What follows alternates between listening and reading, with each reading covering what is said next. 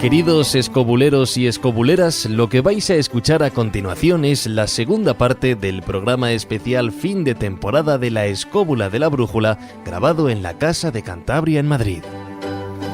Si todavía no has escuchado la primera mitad, te recomendamos hacerlo ahora. La tienes disponible ya en Spain Media Radio, en iVoox y en el resto de plataformas habituales. Y si ya has escuchado la primera parte del programa, bienvenido, bienvenida a su continuación. Te dejamos con él, este programa especial titulado A que no hay huevos.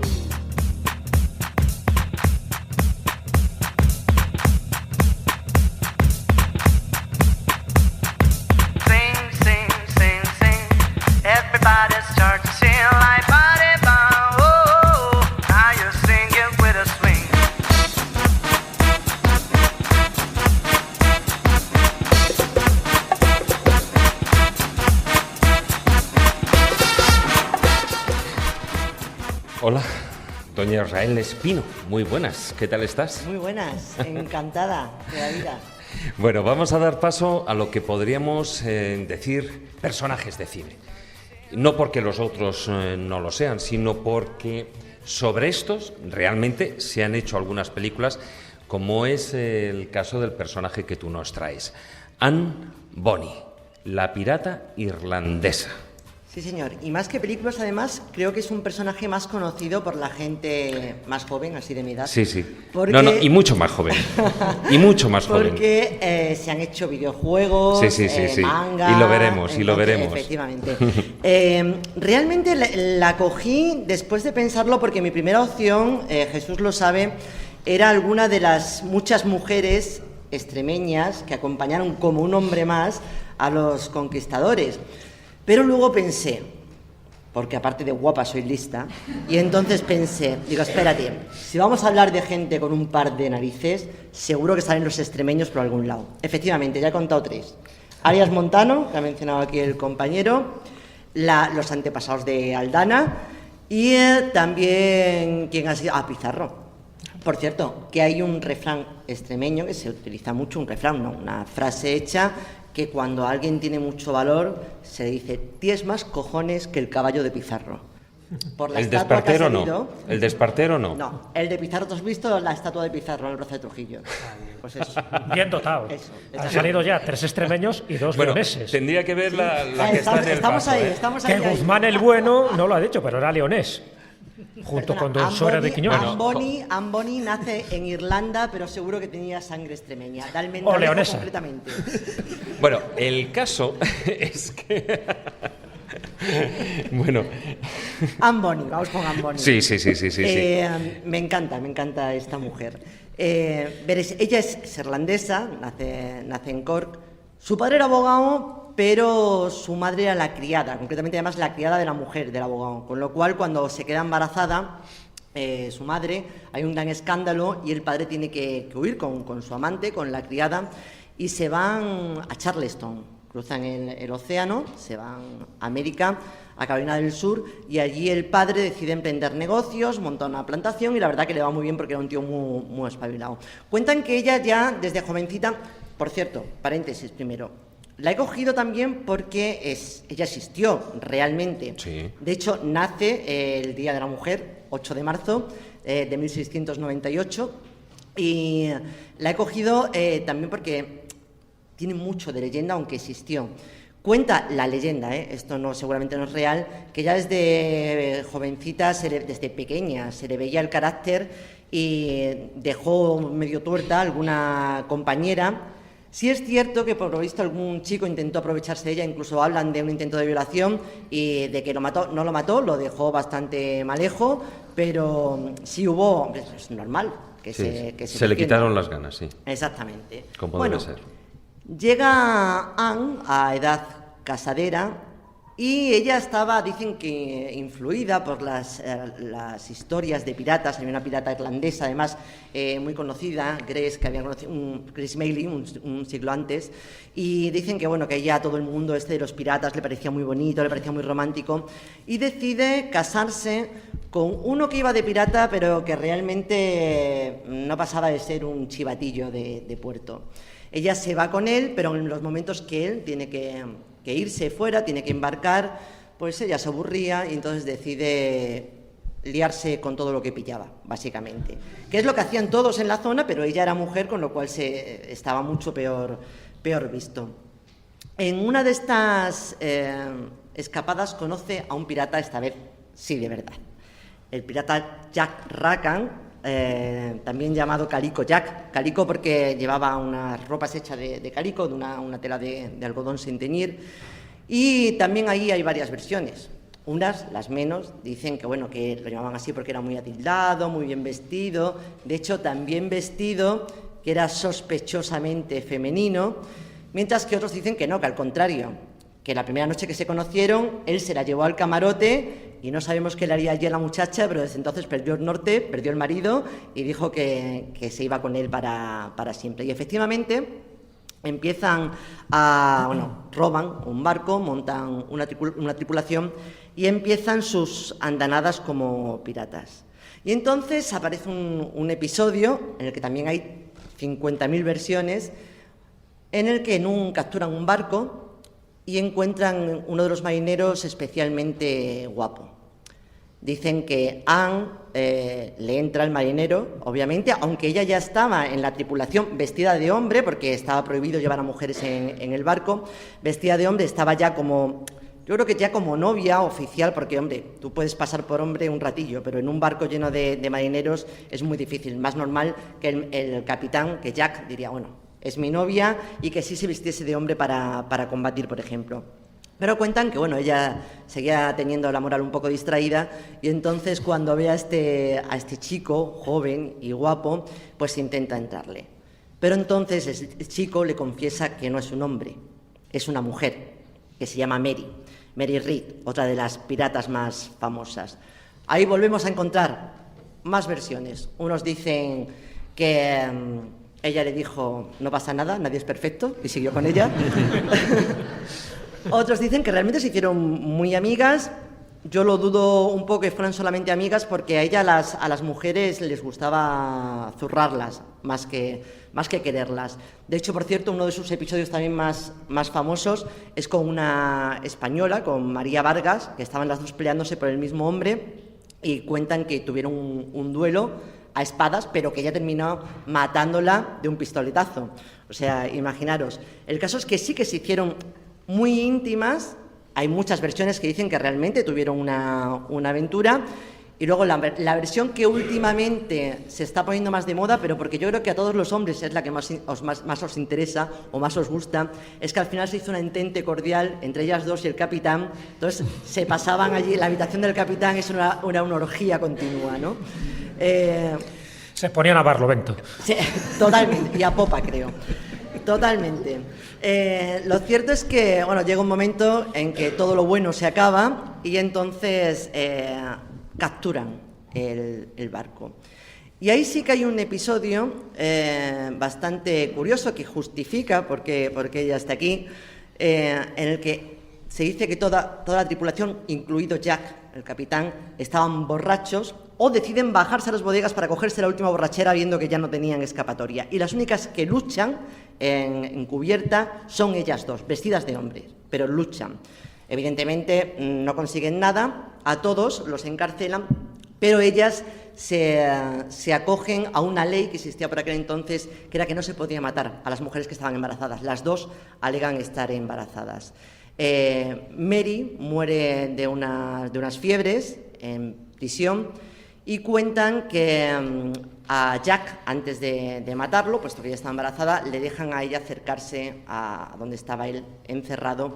Entonces ella le dice una frase que ha pasado a la historia, le dice más o menos, Jack, siento mucho verte así, pero si hubieses luchado como un hombre, no te colgarían como un perro.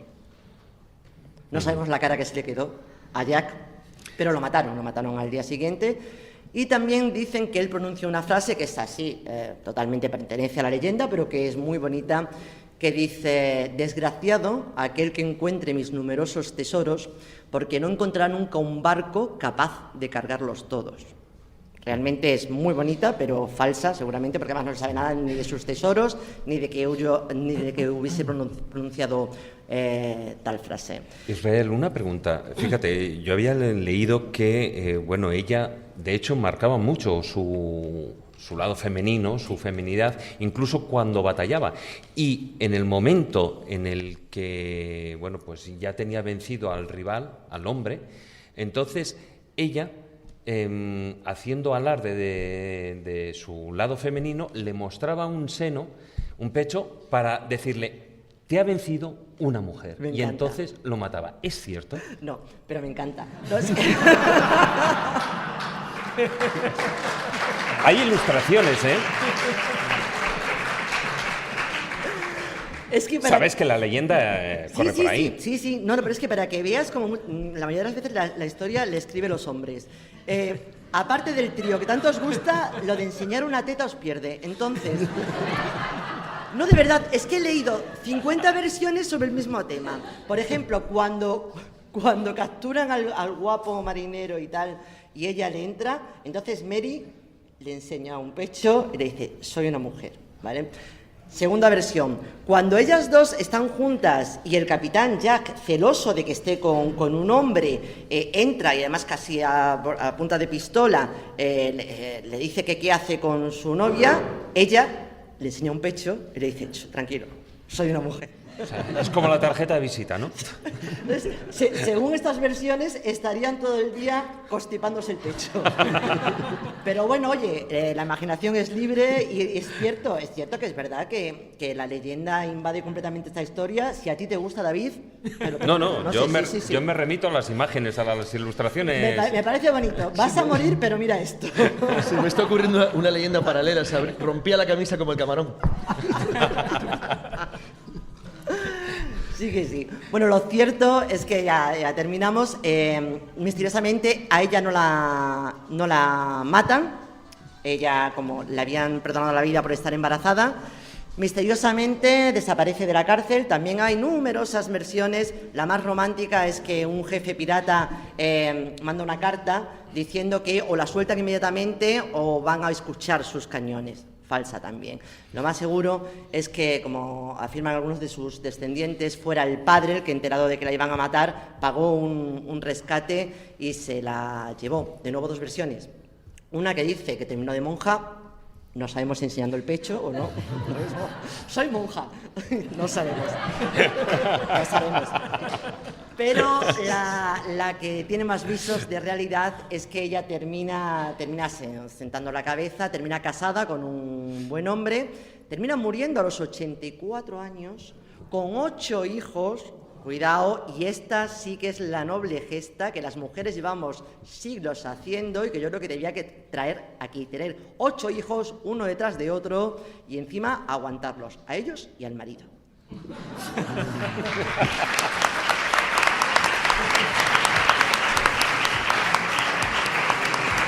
Bueno, para finalizar, bueno, pues como bien dices, se han hecho, aquí hemos estado viendo, pues se han hecho novelas sobre la figura de Anne Bonny, se han hecho varias películas y, como tú decías, y ahí, bueno, para muestra un montón, ¿no? En los juegos, que es lo que decíamos, en Assassin's Creed, creo que es el 4, pues fíjate, y está dando de sí. Hoy en día se le conoce, bueno, ya vamos a ver si en un futuro, bueno, ya lo tenemos hasta en los Piratas del Caribe, ¿eh? Sí. A pelirroja, y sí es cierto que era muy guapa, que afirman todas las fuentes que era una tía muy guapa. Bueno, pues muchísimas gracias. A vosotros. No, decía por el rapapolvo de antes. Que al final te he dicho que sí, que para ti era perra gorda. Como si yo no he dicho nada. Yo preguntaba, que es mi trabajo. Gracias, Muchas gracias.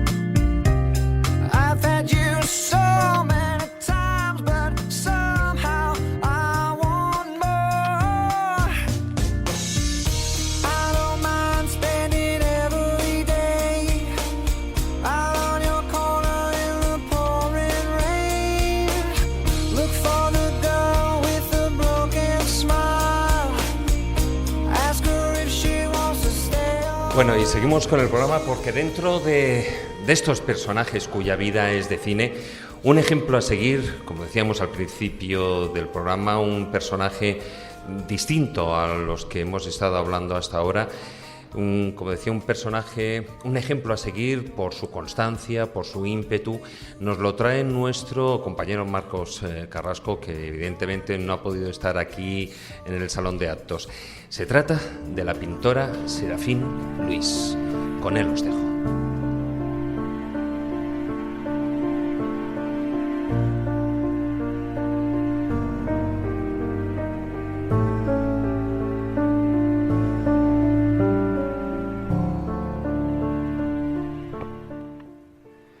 Hola amigos de la Escóbula. En este programa que trata sobre gestas y hazañas increíbles, lo primero que se piensa en lo que al arte se refiere es en algún artista muy conocido, quizá un hito histórico que pueda conmovernos con una hazaña especial, alguna maravilla técnica o esfuerzo sobrehumano que implicó un riesgo para su salud o su vida. Pero esta vez la hazaña descomunal, la gesta grandiosa, proviene de una pintora humilde y sencilla, totalmente sumida en su pasión por pintar, autodidacta, analfabeta y que hacía las cosas a su manera. Su arte se podría encuadrar en lo que hoy denominamos pintura naif. Estoy hablando de Serafín Louis, que nació en Arcy, Francia, en 1864 y murió en circunstancias terribles en 1942 en un hospital psiquiátrico de Erquery, al norte de Francia. Su familia, de origen muy sencillo, eran obreros y campesinos. Serafín muy pronto se quedó huérfana de padre y madre. Tuvo que empezar a trabajar primero como pastora y luego, a partir de 1881, como asistenta en el convento de las Hermanas de la Providencia en Clermont. Más tarde, como criada en varias casas de la localidad de Senlis, al norte de Francia. Durante 12 tristes años, Serafín realiza sus tediosas labores de limpieza encerando pisos, lustrando muebles, a la vez que entonaba los cánticos religiosos aprendidos de las monjas, y todo ello teñido de una melancolía y dolor que se llevaba al hacinado cuartucho donde dormía. Solía salir al campo para disfrutar de la naturaleza, hablar con los árboles y abrazarlos. Allí, en su grandioso reducto de paz, siempre buscaba semillas y flores y escarbaba en el barro para obtener pigmentos con los que hacer sus pinturas. Cuando cocinaba de la carne cruda extraía sangre que mezclaba con cera líquida. Esta la obtenía hurtándola de las velas de la iglesia. Vertía su cera líquida en frascos que utilizaba más tarde como aglutinante para los pigmentos naturales recolectados en el campo. Por aquel entonces, y con todos estos elementos que trituraba en un mortero de cocina, pintaba por las noches pequeños rectángulos de madera con imágenes de flores y plantas sin saber que podrían tener algún valor comercial.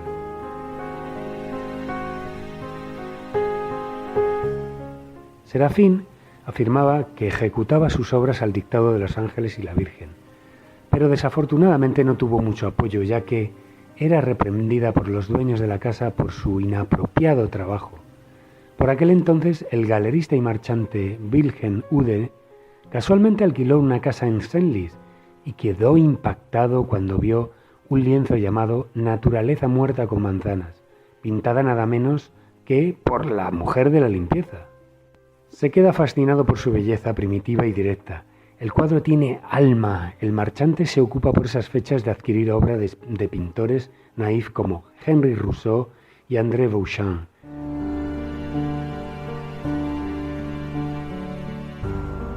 Wilhelm Ude, entusiasmado, compra casi todo lo que pinta Serafín. El marchante, cuando la ve arrodillada fregando en el suelo, la anima a que siga pintando y dice: «No puede pasarse la vida fregando cuando tiene oro en las manos». Serafín le responde: «Como decía Santa Teresa, vuélcate en tu trabajo y hallarás a Dios en las cacerolas». Este es el diálogo reproducido del largometraje titulado Serafín, del año 2008, una película galardonada con 7 premios César, incluyendo Mejor Película y Mejor Actriz, interpretada por Yolande Moreau, de origen belga.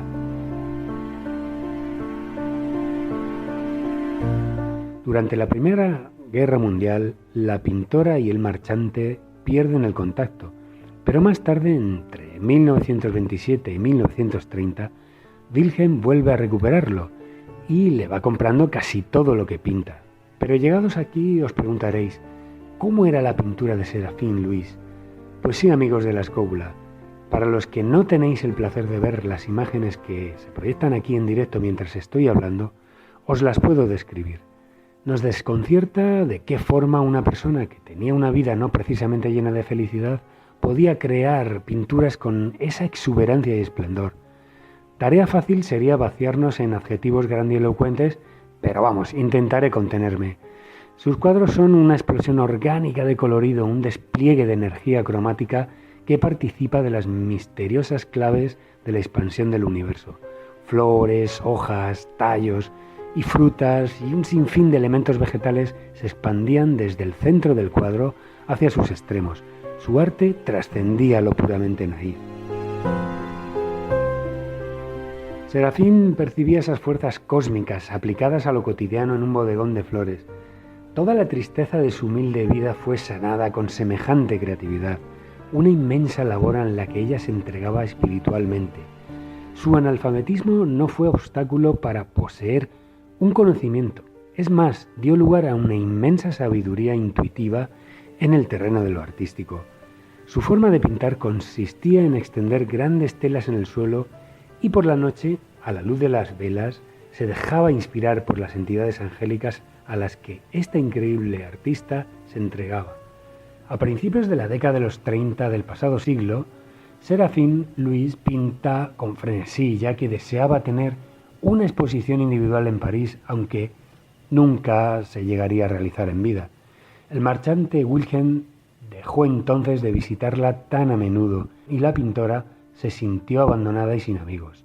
Ante tal frustración empezó a caer en desequilibrios mentales y fue internada en el hospital psiquiátrico de Erkeri, primeramente bajo la protección de Wilhelm, para más tarde dejarla a su peor suerte.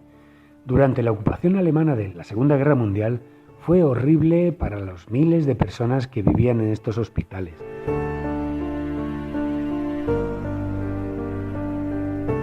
En 1942 murió Serafín Luis en unas circunstancias desoladoras a causa de excesivas dosis de tranquilizantes y privación de alimentos. Fue enterrada en una fosa común.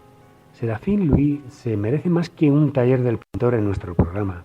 Se merece el reconocimiento de haber sido la protagonista de una hazaña increíble, la de hacer vivir y sentir su arte ante toda la adversidad de su vida, sin medios materiales a su alcance, venciendo sus limitaciones en un mundo atroz enmarcado por 2 guerras mundiales. Todo ello lleno de un dolor y padecimiento, aspecto que su pintura llena de frescura y con una luminosidad primigenia no se hizo notar en lo más mínimo.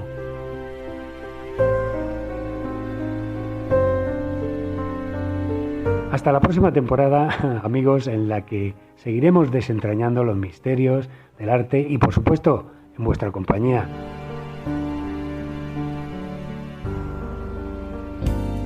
La Escóbula de la Brújula. Dirige Jesús Callejo. Presenta David Sentinella.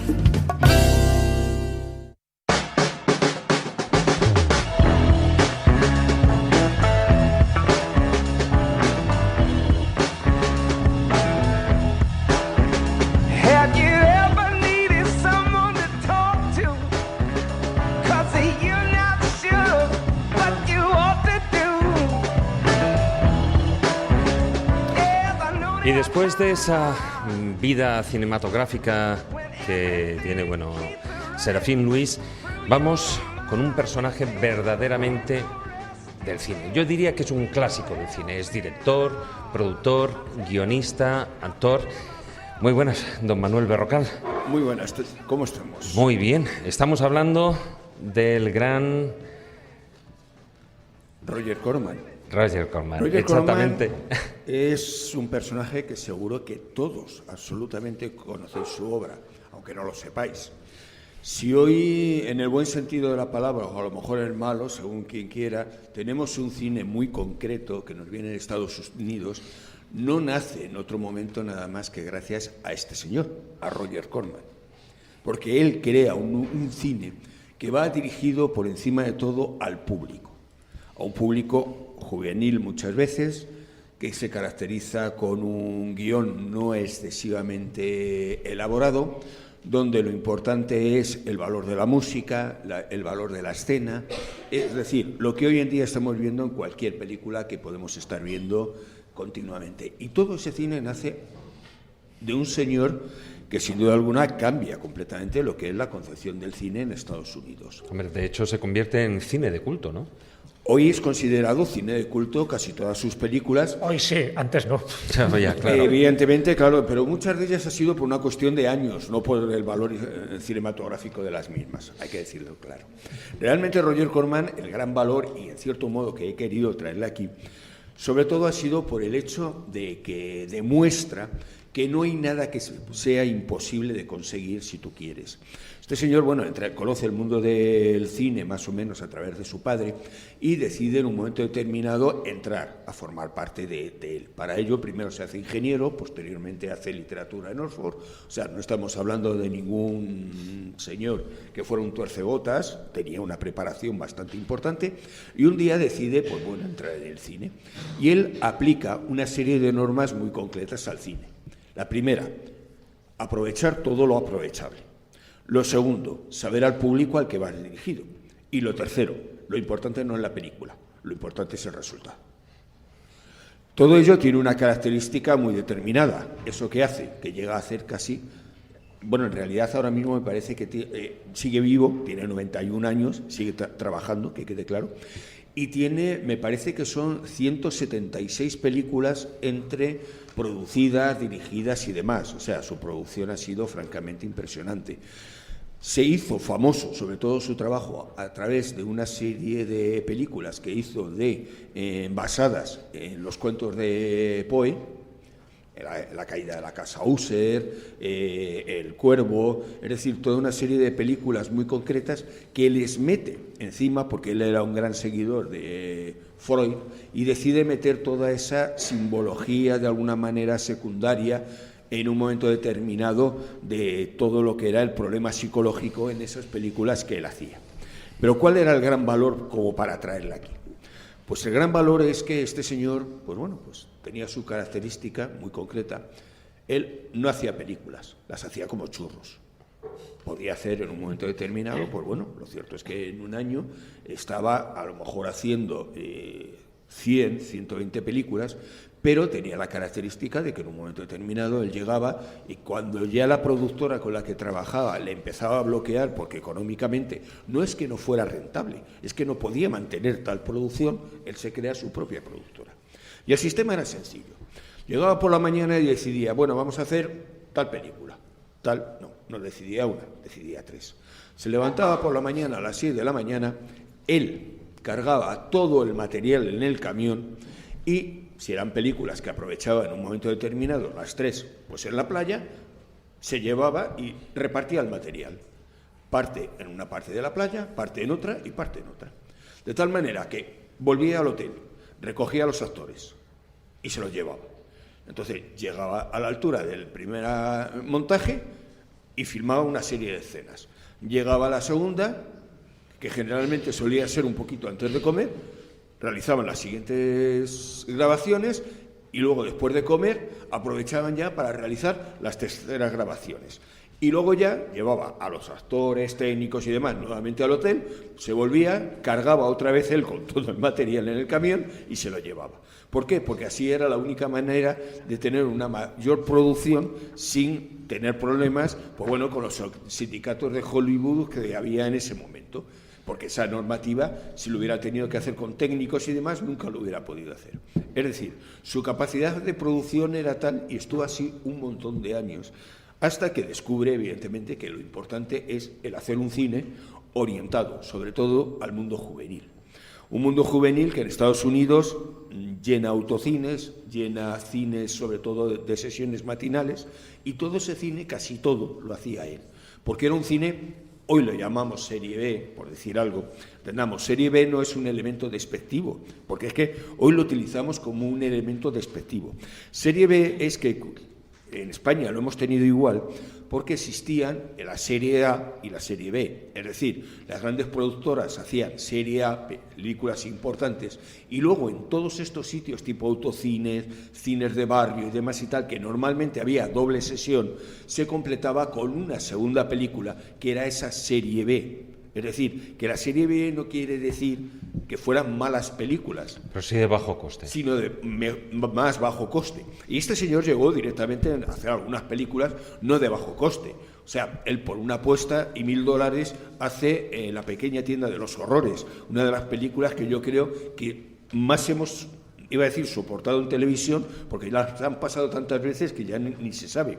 Pero claro, en esa pequeña tienda de los horrores tenemos a un Jack Nicholson absolutamente imberbe, que la mayoría ni se da cuenta del actor quién es. Porque claro, es que estamos hablando de que este señor ya no es que fuera capaz de hacer esto, sino que cambia el cine porque crea toda una generación de actores, de directores, de productores y demás. Estamos hablando, Coppola empieza con él James Cameron, empieza hasta el mismo George Lucas. O sea, todos esos directores que hoy en día alucinamos con ellos porque hacen esas grandes producciones, empiezan haciendo cine con este señor. Tenemos actores como Robert De Niro, Jack Nicholson, o sea, actores que hoy en día son verdaderos mitos, empiezan haciendo películas con él. Productores, la mayoría de los grandes nombres de hoy en día, casi todas las productoras, empezaron con él.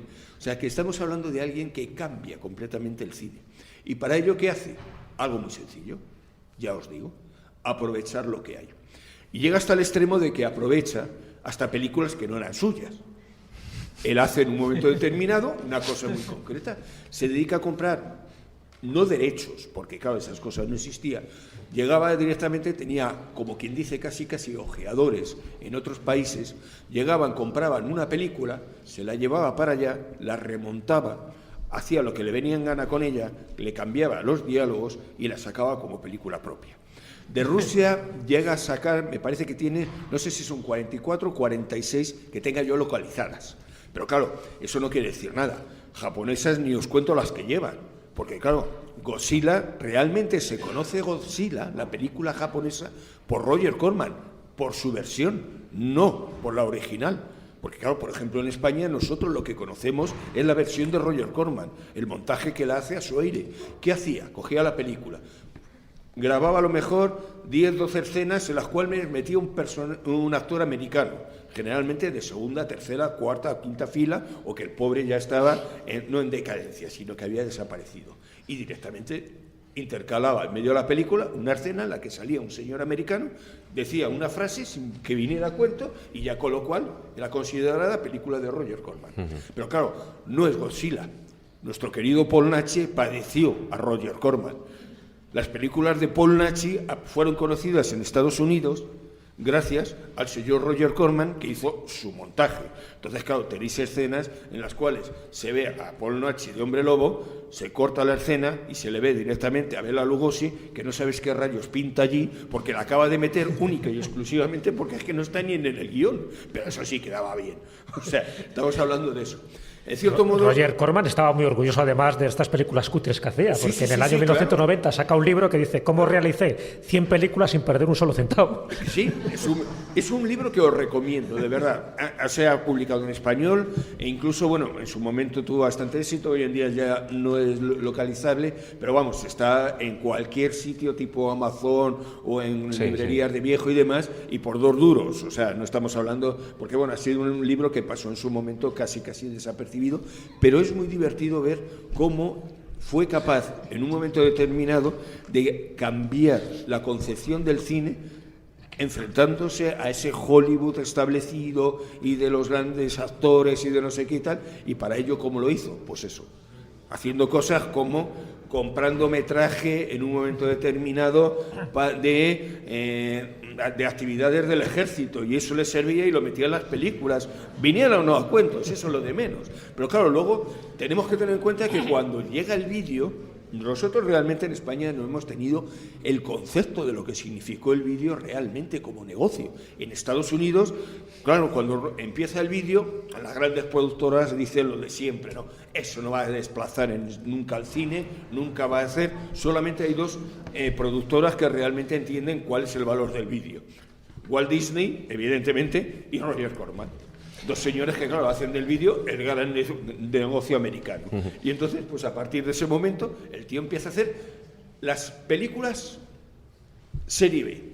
Sale Parque Jurásico, él hace 40 películas de dinosaurios, a cual más cutre. Algunas salían bien, hay que reconocerlo. Pero claro, ha conseguido crear... Hombre, haciendo 200 no me extraña. No. Alguna, eso es como quien compra la lotería. Si compras 200 billetes, pues es más fácil que aciertes. Realmente, que es que su cine ha sido hoy en día es todo un completo mito. O sea, hay muchísimas películas muy buenas que hoy en día tendríamos que reconocer. Es que estamos hablando de Los Ángeles del Infierno, de Easy Rider, o sea, muchísimas películas que hoy consideramos como clásicos, él los hizo y las hizo de esa manera. En un fin de semana montar una película con $1,000 de la época y conseguir en un momento determinado un éxito de tal envergadura que, claro, le permitió hacer lo que hizo, tener su propia productora, y claro, cuando tuvo la productora que hacía, él llevaba en su camioneta las películas a los cines para poderlas proyectar. O sea, que estamos hablando de un señor que merece conocer su vida para entender realmente que si mañana no haces algo es porque no quieres, porque si quieres, lo haces. Y este lo demuestra. Es capaz de hacer un montón de películas, muchas muy malas, hay que ser sincero, pero hoy todas de culto, que quede claro, y otras absolutamente que están dentro de lo que es la historia del cine americano. Bueno, yo creo que se adelantó a nuestro tiempo, porque hoy en día, si saliera Roger Corman, diríamos que es el rey del low cost. Totalmente. Muchas gracias, Manuel.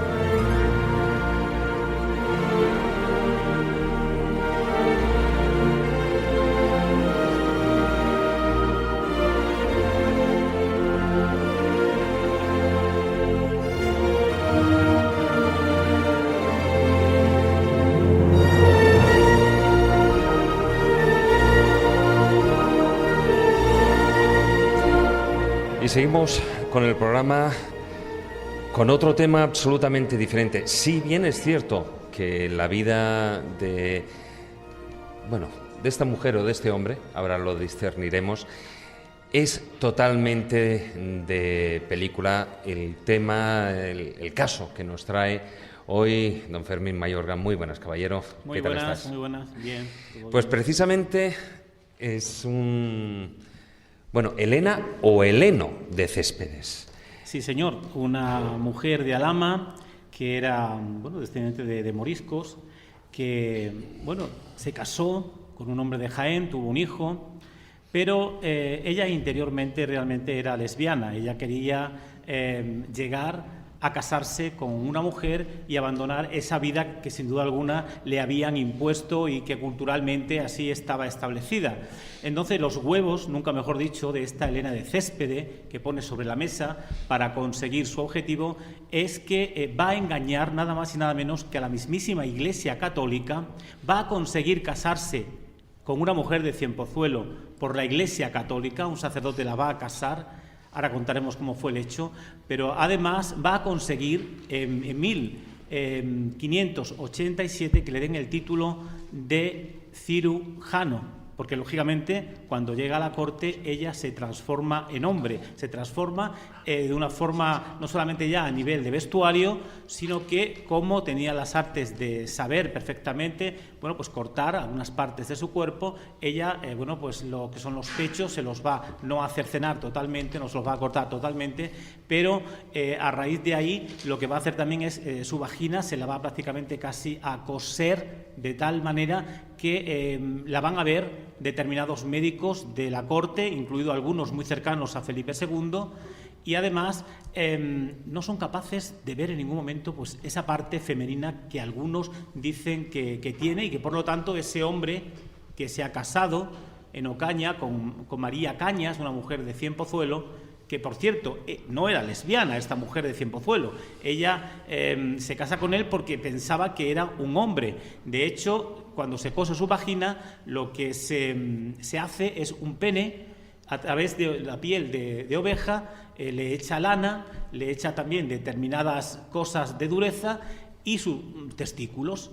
Y según la mujer dice que ella siente placer con este hombre, con el heno. Lo cierto es que va pasando desapercibida, está casada con Elena de Céspedes, con el heno, nada más y nada menos que 14 meses, y una vecina que parece ser va a saber que es mujer, sobre todo por el tono de voz, y que el sacerdote además no se da cuenta, y el mismo Vaticano va a tener que intervenir para poder romper ese matrimonio eclesial que se ha hecho nada más y nada menos que en la fecha que hemos indicado, 1598, va a pasar lo siguiente. Cuando le echan en cara al sacerdote que ha casado a 2 mujeres en una iglesia, pues el hombre se pone las manos en la cabeza y dice, es imposible, si es el heno de Céspedes el que ha venido a casarse con María de Cañas, esta mujer de Cienpozuelos. Bueno, pues aquí van a entrar los médicos para visualizar esa parte femenina de la mujer. Y inicialmente no ven absolutamente nada, ven un pene perfectamente hecho con sus testículos, intentan meter algún orificio en la parte de lo que se supone que es la vagina y no son capaces.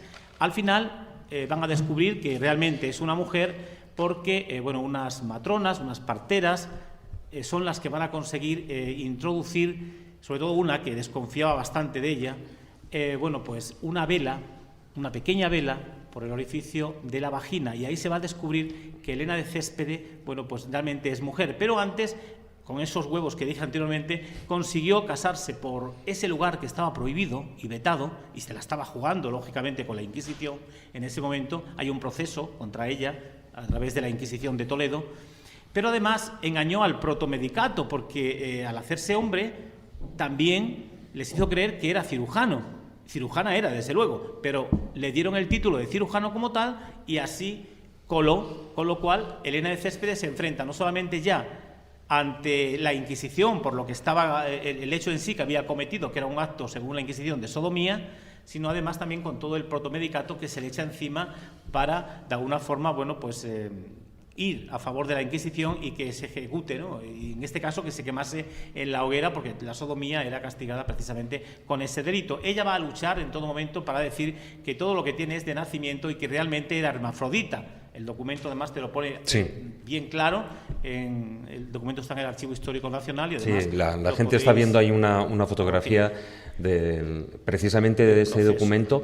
Lo que sí que es curioso es que esta mujer consiguió ser... Ya no es que fuera cirujano, es que fue la primera mujer cirujano de la historia, porque estamos hablando del siglo XVI. Sí, en España, por supuesto, y se dice que de Europa también. Por lo tanto, estamos ante un caso realmente potente, por estas características que tiene, ¿no? Y por todas estas arterias donde el tema sexual, el tema médico, etcétera, etcétera, y también, como no, esa otra parte de gente que le interesa denunciar a alguien simplemente por joderle, ¿no? En definitiva.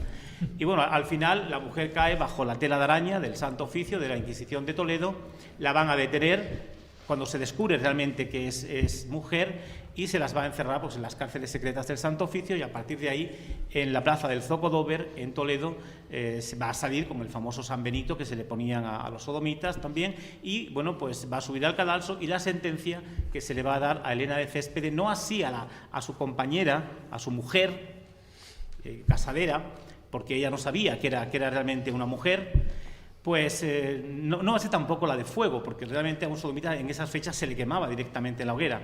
Va a ser benévola la Inquisición de Toledo para con ella, quizás también por lo que sabía de cirugía, y lo que va a hacer va a ser precisamente condenarla con 200 azotes, 100 por las calles de Toledo para que sirva de ejemplo al resto de la población y otros 100 en su pueblo, en Alhama, también para que quede esa vergüenza pública de Elena de Céspede en su población. Va a regresar a las cárceles de Toledo y la van a poner a trabajar durante 10 años en determinados hospitales practicando ese ejercicio que tanto dominaba. Por lo tanto, aquí estamos ante un hecho, nunca mejor dicho, de una mujer que puso un par, nunca mejor dicho, no solamente para conseguir su título de cirujana, sino también para doblegar la cerviz de la Iglesia Católica y casarse y ser la primera pareja homosexual, al menos en época de inicio de la edad contemporánea, moderna en este caso, y lo consiguió. Por lo tanto, hay que dar el ejemplo y, bueno, pues la historia de Elena de Céspede, que me parece que es lo suficientemente interesante, no solamente para escribir novelas, sino también para hacer alguna que otra película que ya va haciendo falta. Sí, bueno, novela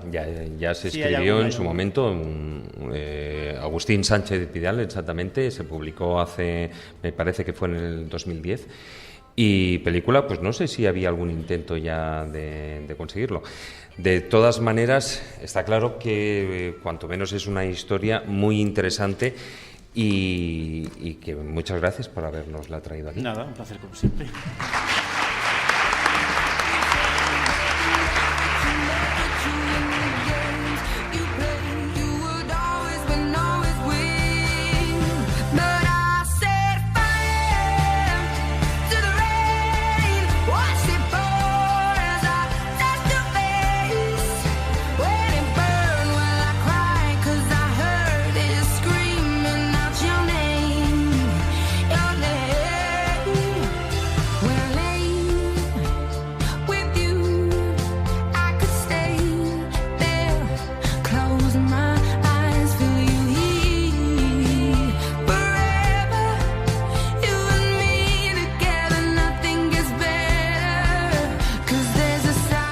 Y ya que estamos hablando del tema científico y del tema médico, pues vamos a traer a otro personaje, aunque en este caso yo creo mucho más polémico, no por su persona, sino por lo que realmente hacía o por lo que él consideraba que había descubierto. Muy buenas, Carmen Fernández. Hola. ¿Qué tal? Yo no le llamaría polémico, yo simplemente diría excéntrico, yo creo. Excéntrico. Y un poquito pasado de rosca a la hora de hacer sus investigaciones. Bueno, pues un científico que sí, afirma descubrir el elixir de la eterna juventud. Sí, pero bueno, hay que remontarse un poco más atrás porque no fue la única cosa que hizo este señor de experimentar consigo mismo. Yo lo traía precisamente por eso, por ser un científico que no dudó en poner a prueba aquello que quería investigar en su propio cuerpo. Y de hecho es un médico importante del siglo XVIII-XIX y hay una enfermedad que lleva su nombre, la enfermedad de Brown-Séquard, por sus estudios en el sistema nervioso. Es una hemiparaplegia que te deja paralizado un lado y anestesia el otro, y él precisamente es el que descubre esos nervios cruzados, los nervios de la médula cruzados. Pero es más famoso por sus experimentos en otro campo.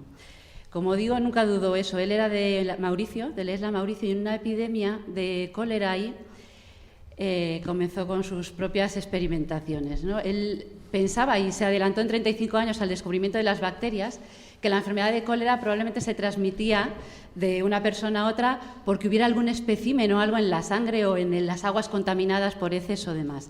Ni corto ni perezoso, para demostrarlo, se comió el vómito de pacientes enfermos de cólera de las Islas Mauricio y efectivamente enfermó de cólera. Casi se va al otro barrio él solo porque para curarse de eso se metió una sobredosis de láudano que se quedó tiritando y lo tuvieron que despertar. Pero no solo eso, era hijo de su época, una época que todos os sonará el galvanismo, cuando estaban estudiando si aplicando corrientes eléctricas, por ejemplo, cuerpos de personas fallecidas se podían mover.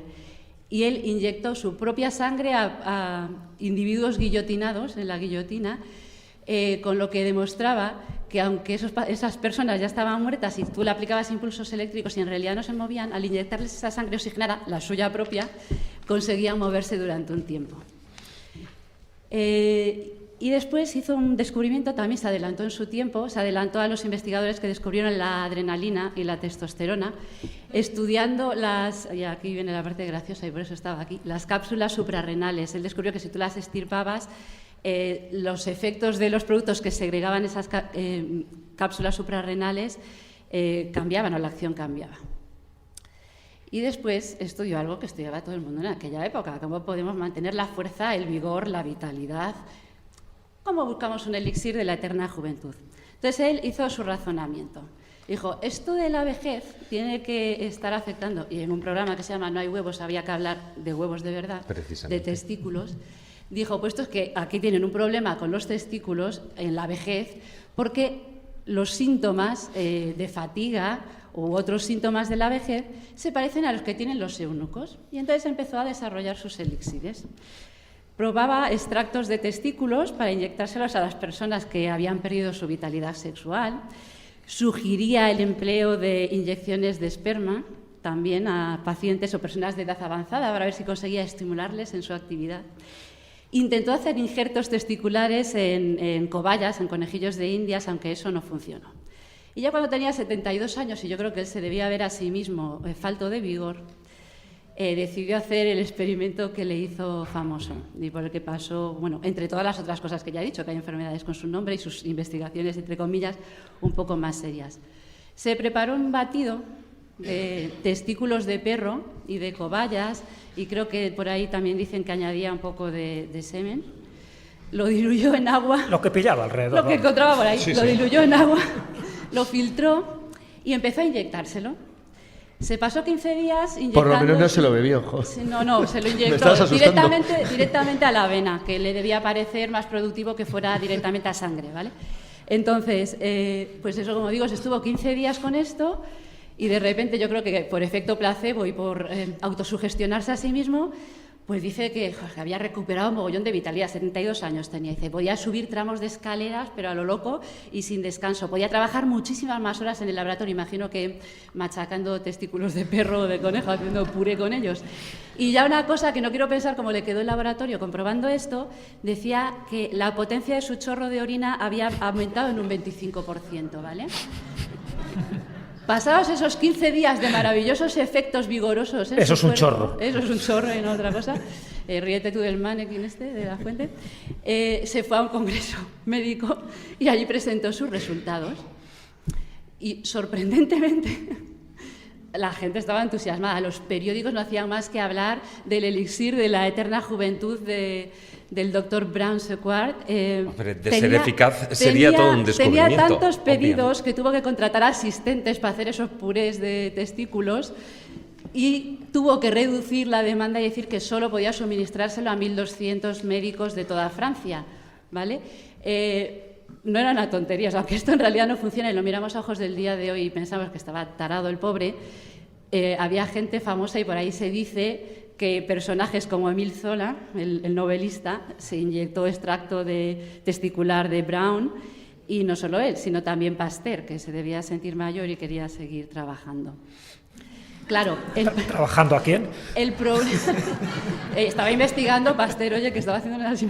y necesitaba trabajar todas esas horas en el laboratorio que Brown decía que podía trabajar.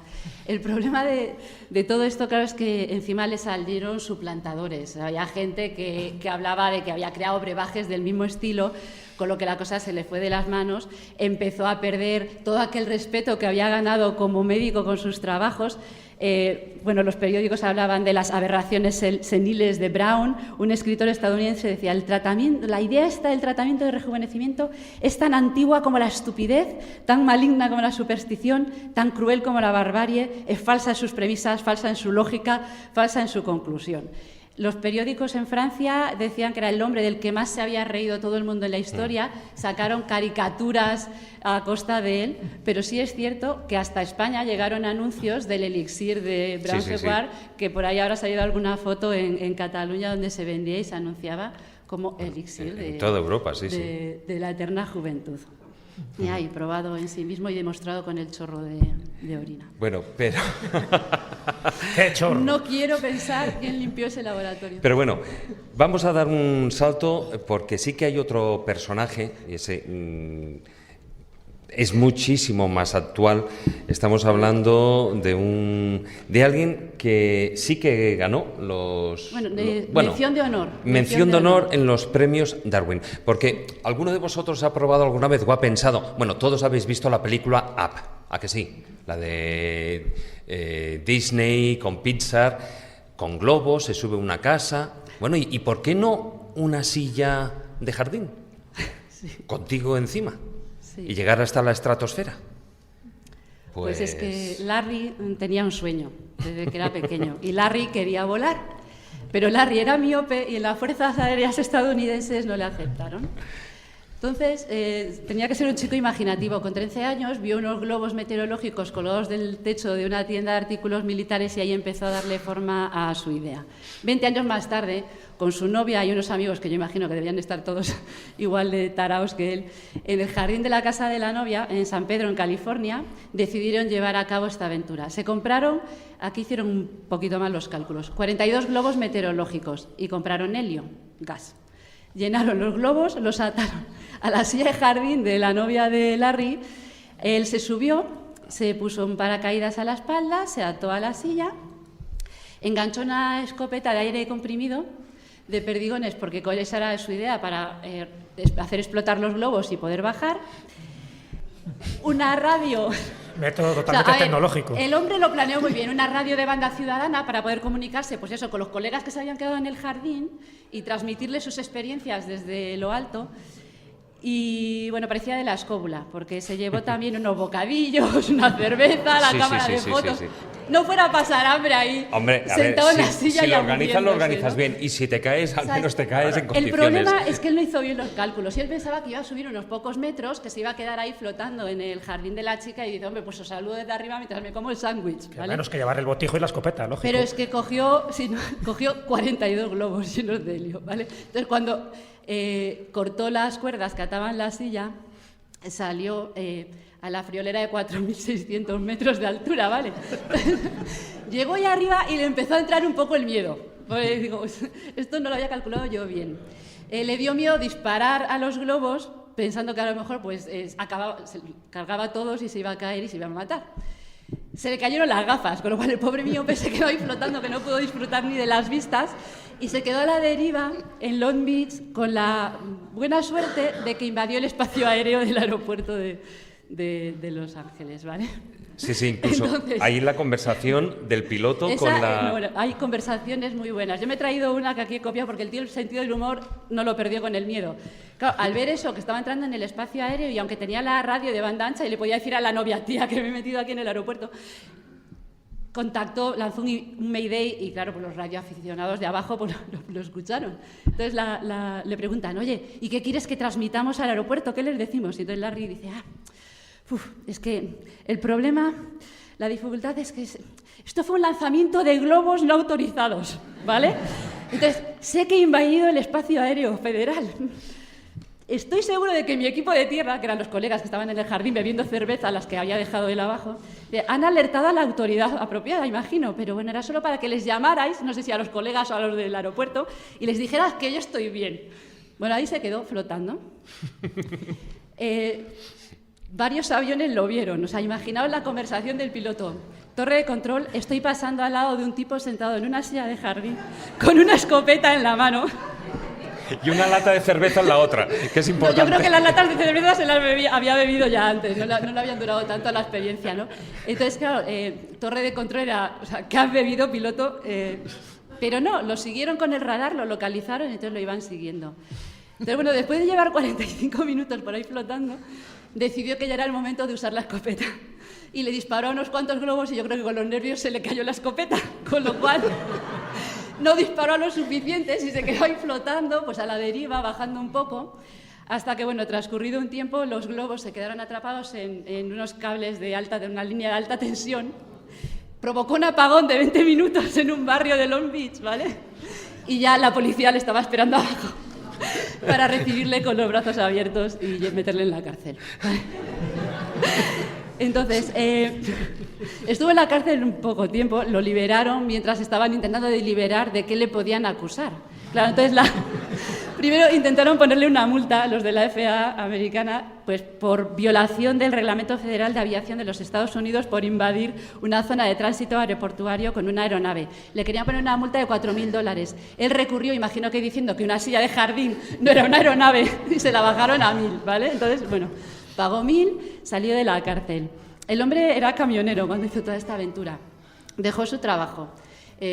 Pretendió dedicarse a ser orador motivacional, claro, esa aventura de haber sido capaz de subirse a 4.600 metros de altura y no haber muerto en el intento. Es por eso que no le dieron el premio Darwin, porque si no se lo hubieran hecho, le dieron solo la mención honorífica, por haber causado el apagón, haber distraído a los pilotos, etcétera, etcétera. Bueno, no le salió bien lo de orador motivacional. Tuvo sus minutos de fama, salió en varios programas de televisión, de la televisión americana, en el show de David Letterman, por ejemplo, que es uno de los más famosos. Le hizo un anuncio en Timex, la empresa de relojes americana, pero ya, o sea, se quedó en eso y en los premios Darwin. La historia, la verdad, que es un poco triste, el final es triste, porque empezó a trabajar como agente forestal en los bosques como voluntario, porque claro, no le pagaban, y a los 44 años decidió suicidarse. La historia acaba un poco mal. Yo no entiendo cómo una persona con ese empuje como para haberse lanzado, qué es lo que tenía que estar pasando por su cabeza cuando con 44 años en el Bosque Nacional de Los Ángeles decide suicidarse. Posiblemente pero ahí helio. lo tenéis, no sé si has puesto el vídeo. Helio sería lo que le pasaría por la cabeza. Muchas gracias, Carmen.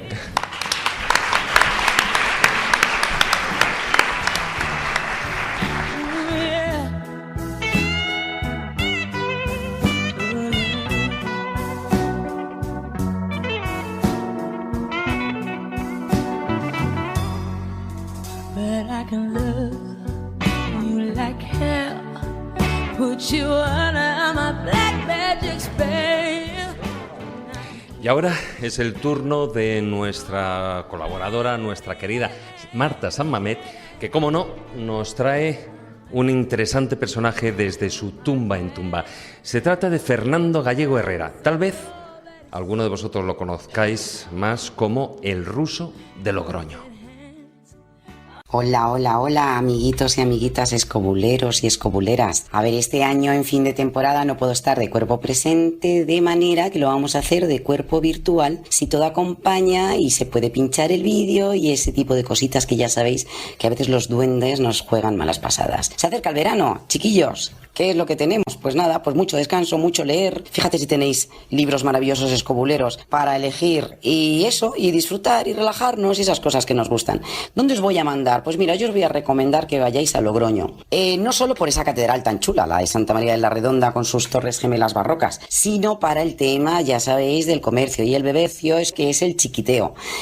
Logroño tiene una calle, que es una de las más chulas que conozco, que es la calle Laurel, con unas tapas y unos pinchitos, como por ejemplo, pues qué os diría, el cojonudo, el roto, el matrimonio. ¿Qué son? Pues iros para allá y os los sirvo. Con esos champiñones maravillosos, con un vinito de La Rioja, como no. Y por supuesto, ya sabéis que soy muy plasta y muy pesada y muy de tumbear. No salgáis de Logroño o de ninguna ciudad o ningún pueblecito del que vayáis sin haber visitado el cementerio. En este caso, pues mirar, es un cementerio curioso, en cuanto que arañas un poquito. Una de las mayores curiosidades es que ahí vive una congregación de monjes, que son los hermanos Fosores de la Misericordia. Es una congregación muy pequeña, tan pequeña que realmente solo hay dos, una está en Guadix, otra está de Logroño, de muy poquitos hermanos, no superan la decena. Y bueno, pues ¿a qué se dedican? Pues a enterrar. O sea, es la realidad, se dedican a ayudar al tránsito de la verdadera vida. No hay nuevas incorporaciones, no están surgiendo nuevas vocaciones y bueno, pues según decía el superior el otro día, pues decía, pues oye, cuando se muera el último, pues que apague la luz y fin. Bueno, ya sabéis esta estoicidad, ¿no? De los monjes. Vale, ¿qué llama la atención? Pues una tumba que es que en el momento que la ves no se te olvida porque es única en España. Porque desde luego es peculiar, es estrambótica, es una mezcla de modernismo neoegipcio y bueno, mil historias. Y sobre todo porque el que levanta esa tumba es el propio que fallece. Y eso de verdad, que fijaos que yo me he recorrido panteones y cementerios y es raro, este tipo de tumbas tan hechas en casa además, porque este hombre la construye en su propia casa y luego la traslada y bueno. Pero ¿quién es? O sea, ¿de quién estamos hablando? Pues estamos hablando no solamente de un hombre que decide hacerse una tumba, algo curiosa, no, estamos hablando de una gran persona, uno de estos genios olvidados que ya sabéis que en la escóbula reivindicamos muchísimo todas estas personalidades que se han olvidado o simplemente que no se han conocido realmente, no es que se hayan olvidado, es que no se han conocido. Estamos hablando de Fernando Gallego Herrera. Así no nos dirá mucho. Pero si yo os digo que fue el primer español en dar la vuelta al mundo en avión, pues a lo mejor, ¿sabes? Ya decimos algo más. Si yo os digo que fue el inventor del aerogenio, que luego os cuento un poquito lo que era este chisme, pues ya también es llamativo. Y si encima era ingeniero y hace grandes obras, que también os cuento, pues oye, ya estamos hablando de alguien, desde luego, digno de mención, ¿no? Fernando Gallego nace en Salamanca en el 1901, fallece en Logroño en el 73 y la gente de sus vecinos no le conocían por su nombre, le apodaban el ruso. ¿Por qué? Pues porque llevaba un gorro de estilo soviético en invierno con el que solía caminar, sobre todo hacía cuando fallece su mujer, que es su prima, Humildad. Él hace un recorrido ya corto, con todo lo que había viajado, hacía un recorrido corto hacia el cementerio, iba y venía, y siempre iba con este gorro y, alucinad, llevaba habitualmente un leopardo vivo, atado además con una correa de oro. Y esto recordará un poquito, ¿verdad?, a estas fotografías de Dalí. Bueno, hay cierto alma de Dalí, más de Gaudí posiblemente en su tumba y en sus obras, pero tiene cierto alma de genio, ¿verdad? Bueno, pues en esta vuelta al mundo que os contaba que dio, que está demostrado que fue el primero en hacerlo en España, hizo 25 escalas, visitó 20 países distintos, paró en Nueva York, en San Francisco, en California, en Calcuta, en fin, en todas partes se le recibía como un gran viajero y se le regalaba, curiosamente, bastantes objetos que eran joyas de arte, eran joyas de gran valor y muchas de estas joyas, muchos de estos pequeños detalles los coloca en su tumba y otros los tenía en su villa. Como inventor, os voy a comentar qué es esto del aerogenio. Este es un artilugio hecho de hierro, de madera y de tela.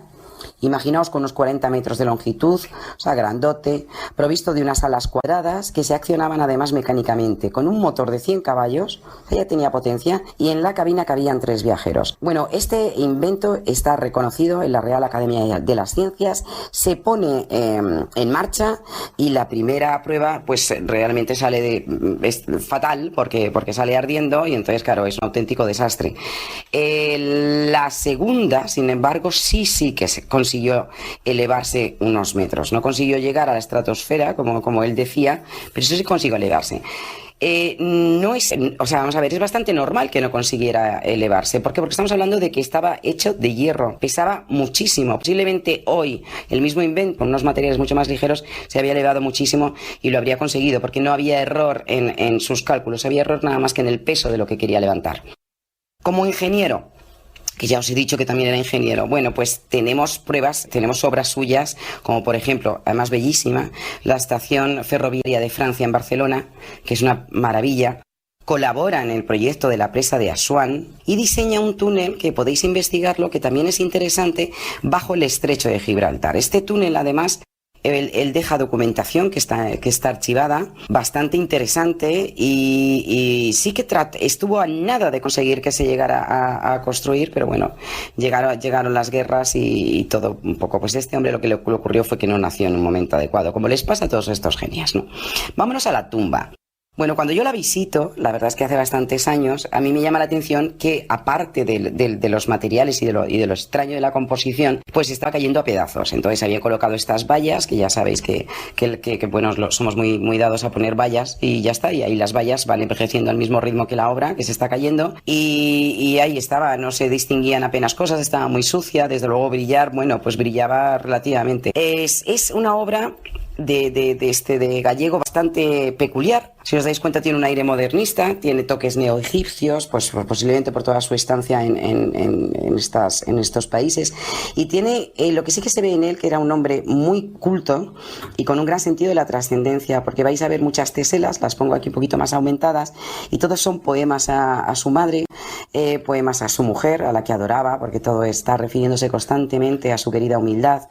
Hay partes que se refieren a Logroño. Se reivindica a sí mismo como el inventor del aerogenio, ya que le defenestraron bastante, ¿no? ya en vida. Y está construida con materiales que él va cogiendo de todos sus viajes. Una curiosidad es que él solía llevarse también tierra de España y la iba dejando en estas ciudades que, ¿sabes? De una manera muy simbólica la iba dejando en estas ciudades en las que aterrizaba. Lo bonito de esta historia, de esta tumba, es que hace unos 3 años, pues también es noticiable que el ayuntamiento de repente ya un poco hace oídos de las quejas y la reconstruye y la rehabilita. Y estaba hablando estos días con su arquitecta, con quien ha llevado a cabo todas las obras, y hemos visto, claro, me he quedado maravillada, me ha mandado estas fotografías que también veis vosotros. Claro, el resultado es magnífico. Tuvieron mucho problema porque Fernando Gallego tenía mucho cuidado en que las teselas que veis aquí, estas placas,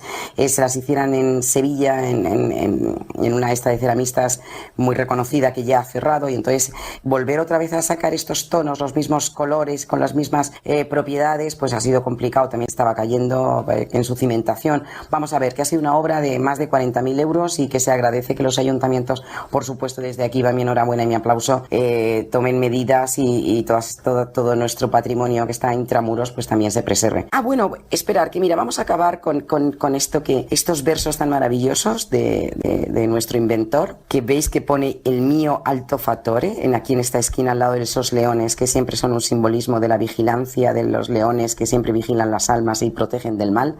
Bueno, pues estos versos están sacados de la Puerta del Infierno de la Divina Comedia y corresponden al momento en el que las puertas del infierno se dirigen al poeta y le dicen que pierdan toda esperanza a aquellos que las atraviesan. Y dice: Justitiamos il mio alto fattore, facemi la divina potestate, la somma sapienza il mio amore. Bueno, en fin, que me pongo italiana y me sale mal. Que os mando un abrazo muy grande y que os cuidéis, que os queremos a la vuelta, por supuesto.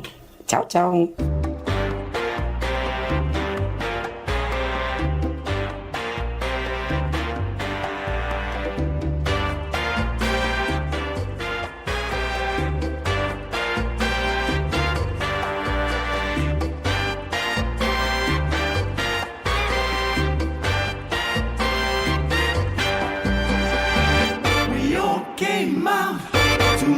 On the Lake Geneva shoreline to make records with the mobile.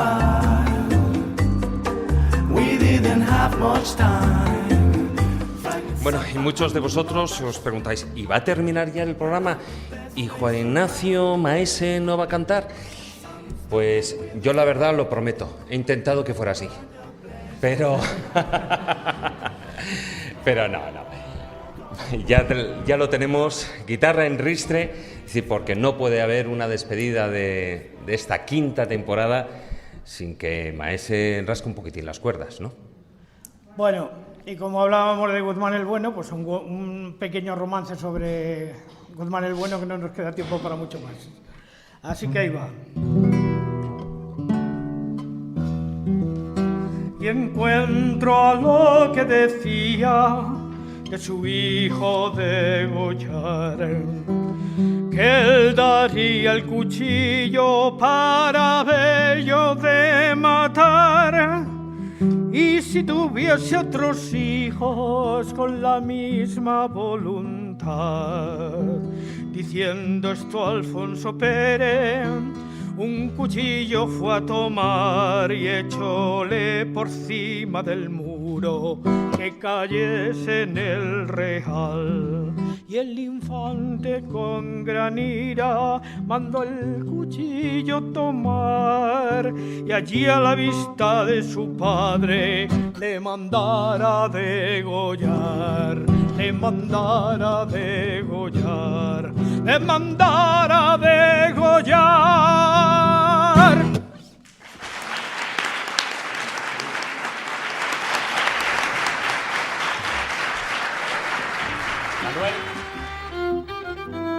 La escóbula de la brújula.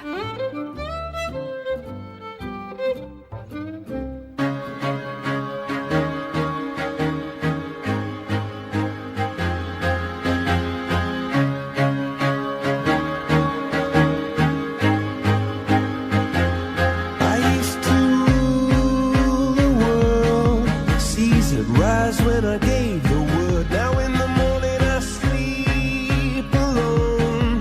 Sweep the streets I used to own. Bueno, pues, como no, con esta música, con Viva la Vida, despedimos esta quinta temporada, el último programa de la quinta temporada. Jesús. Pues yo creo que ha sido un broche de oro, precioso, preciso, con tantos escobuleros, tantos queridos amigos que se han acercado aquí y con un programa muy especial, como mandaban los cánones, hecho con todo el amor y con un par. Sí, con un par. Bueno, Maese, pues nada. Nos veremos este veranito, por supuesto. Hay que preparar muchas cosas. Hasta el mes de septiembre y que os vaya muy bien el verano. Don Miguel Salas. Septiembre ya, ¿no? Hasta septiembre, bueno, feliz verano. A ti te voy a dar cursos y cosas para el verano, deberes para el verano. Sí, sí, no trabajo en verano, lo siento. Bueno, ya veremos. Manuel Berrocal, hasta prontito ya, porque los meses pasan volando. Pues nada, que tengáis buen verano y en septiembre nos volveremos a oír y a ver, espera. Vale. Israel Espino, acércate aquí al micro, al mío. Muy buen verano a todos y nada, si hay que sacarse un pecho, se lo saca una.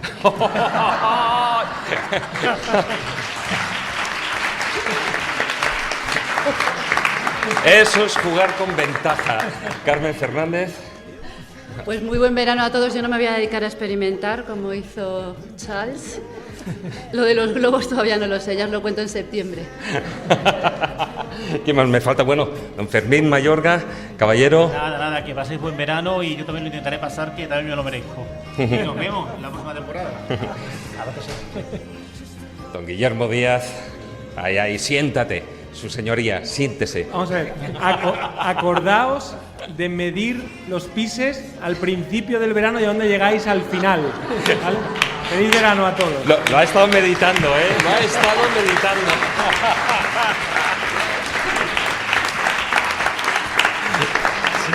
Siempre es una cuestión de chorro. Sí. Bueno, Carlos, a esto les vamos a poner deberes en verano, ¿eh? Eso está claro. Sí, tienen que hacer algo, no sudéis. Sí, sobre todo, intentar no sudar, ¿no? Bueno, agradecer también a Raquel Cordonier, que nos ha estado ahí acompañando, y a todos vosotros, bueno, pues queridos escobuleros, agradeceros vuestra presencia en este auditorio de la Casa de Cantabria en Madrid y vuestra fidelidad con el programa en esta quinta temporada que finalizamos, en la que, bueno, pues a pesar de nuestra mudanza, no solo nos habéis acompañado en los diferentes programas en vivo y compartido viajes y aventuras en las rutas que hemos ido organizando, sino que además nos habéis empujado a sobrepasar la barrera de los 200 programas y los 10 millones de descargas. Y como digo, todo eso ha sido posible gracias a vosotros, a todos los que nos seguís y escucháis el podcast. Así que muchísimas gracias. Como siempre decimos, nos sentimos tremendamente orgullosos de la gran familia escobulera. Y desde el equipo de la Escóbula de la Brújula os merecéis año tras año el mayor de nuestros aplausos.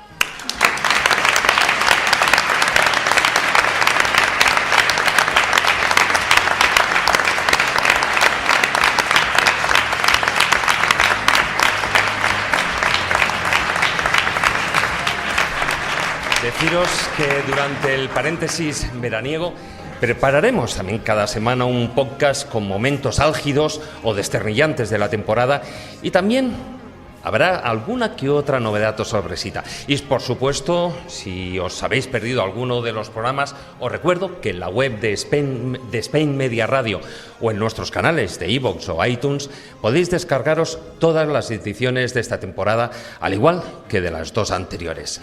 Terminamos aquí. Llegó el momento de la despedida. Queridos amigos, os deseamos unas excelentes y provechosas vacaciones. En unas semanas estaremos de vuelta con energías renovadas y con nuevos temas, dispuestos a dar guerra, como siempre decimos, a la ignorancia y al aburrimiento. Mientras tanto, ya lo sabéis, tratad de ser felices, Hasta pronto, amigos.